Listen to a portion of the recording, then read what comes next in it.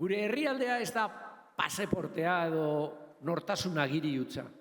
Komunitatea da, bizikidetza da, aukera da.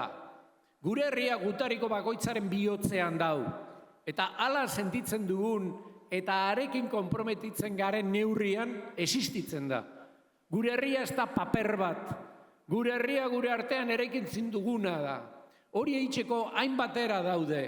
Eta guk argi daukagu gure eredua Euskadi fidagarri batena dala. Herri moderno eta demokratiko batena. Giza eskubideak errespetatzen dituena. Izaera eta pentsamoldei desberdinak errespetatzen dituena, inposatzen ez duena. Europaren aldeko herrialde batena.